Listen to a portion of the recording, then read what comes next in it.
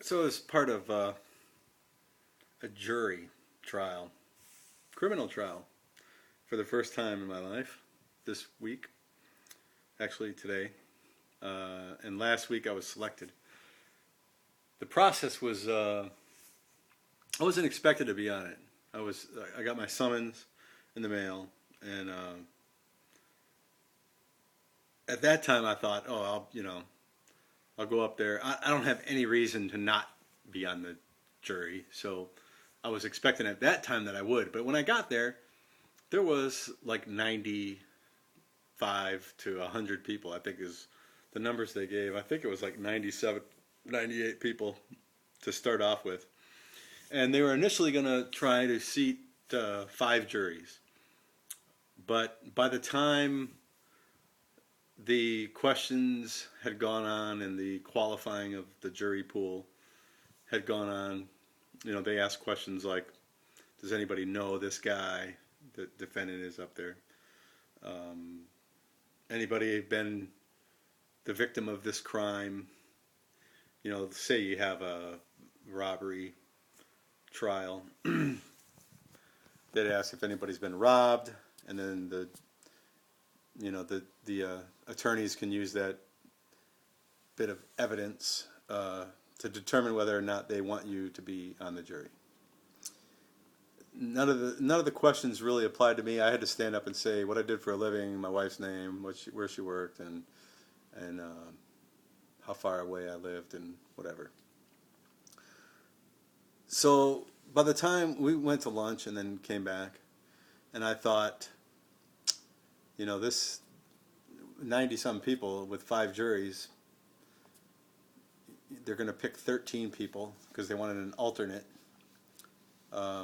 They actually picked 14 in one of the juries, so they might have picked 14. But anyway, what they did was they worked out 2 of the cases. I don't know if the defendants changed their plea or what happened, but it went from 5 juries down to 3.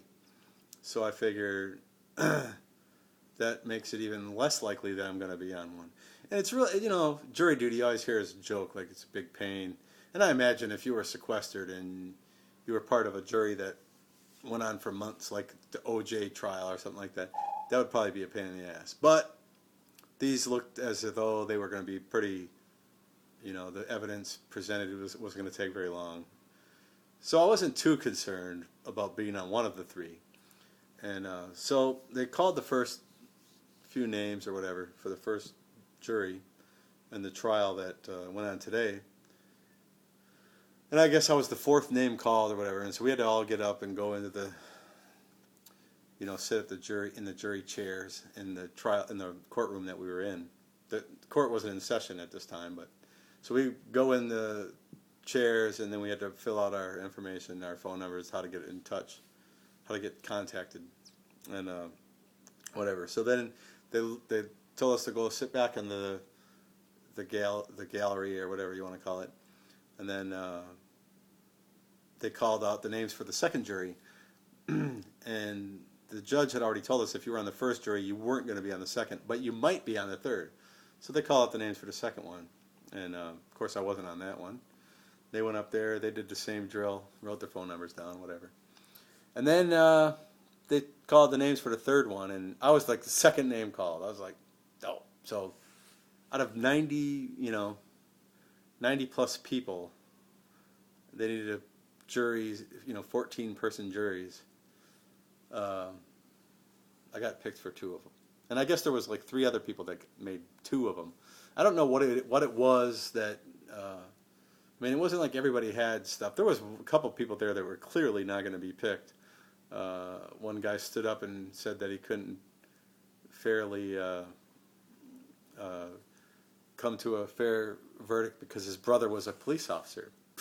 He was pretty much trying to get out of it. I don't know why that would influence him, but there was other people that said they were like, I think one lady was married to a cop, whatever else. But so I get on the jury, and I go in today, and this is a robbery trial. And now the trial's over, otherwise I wouldn't be making this video. Our trial's over. We go in there. The case was made by the state, and it became pretty clear to me towards the end of presenting the evidence that the guy was guilty. Uh, and so I wasn't convinced, but once the state rested, I thought it was going to be pretty much a slam dunk because the defense. I mean, I know that they don't have to put him on the stand or any of that stuff, but they didn't present any kind of like real rebuttal to the state's case.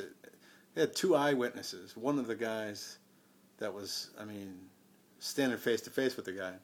They picked him. They both picked him out of a lineup. This was 2 years ago. Uh, there was no, I mean, the sorts of things that the defense had as their rebuttal was there was no fingerprints on a counter and the guy put his hands on the counter. Well, they lifted partial fingerprints and sent them to the lab, and the lab it was inconclusive that could be anybody. They couldn't use the fingerprints. So why even bring that up? I mean, how many hundreds of people go through this store every day and put their hands on this counter? Nobody's fingerprints was put on there, but I guess they had to do something. But it was like, you know, the only thing they could have done was basically came in and said, no, he didn't. I mean, that wouldn't have been very good. So they had to do something.